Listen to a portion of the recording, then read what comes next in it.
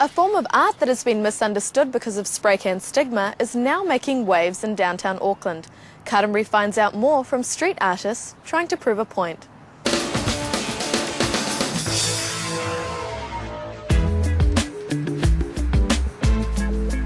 It's not every day one sees this happening in broad daylight. The spray can may conjure up images of taggers vandalizing the city at night, but the difference here is this is legal, and they aren't taggers. The month of street art is an exhibition in downtown Auckland which began in August with a live art show, an attempt to validate the spray can. The spray can gets a pretty bad rap. It's as soon as someone hears it, I think they recognise what it is, and as soon as they see you with it, you're immediately a vandal or a criminal. Vandals are what these artists want to distinguish themselves from. Gary Young and Ross Liu are professional street artists, whose canvas ranges from the street to gallery spaces.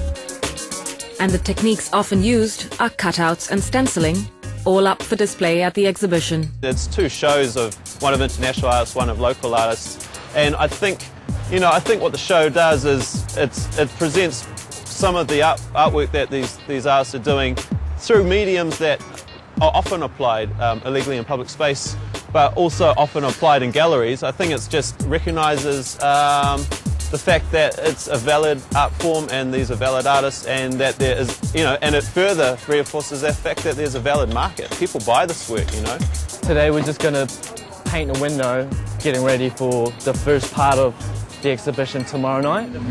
Yeah.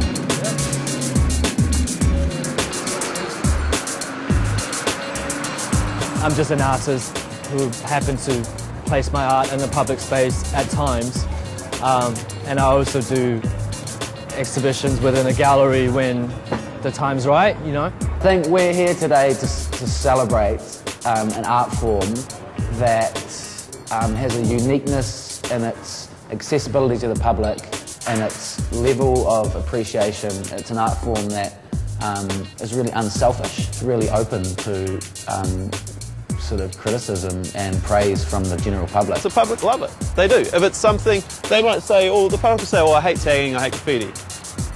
But that's tagging on a fence. There's much more to it than that. I suppose the question is, well, where does art end and vandalism begin? There have been programs to have murals painted on some walls, and that's worked in the past in the sense that there have been some spots around the city where that have been tagged regularly time and time again, and so the decision has been made to get a mural painted along there, and that seems to deter most taggers from making a mess of it. Street art can be traced back to the 1960s in Europe, when propaganda posters and stencils became a voice on social issues. The street as a medium for art has been embraced by youth from around the world ever since. The response has been really good. A lot of people come into the show expecting to see work on the street. Hopefully the month of street art will broaden people's perceptions on street art.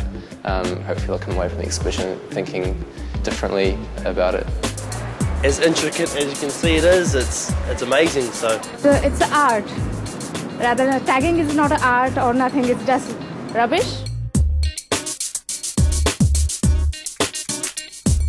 I'm just glad to be part of it, and if this is not on, I'll still be doing it. They may share public space legally and sometimes illegally, but the skills, people, and intentions behind these images and a scroll like this are indeed worlds apart.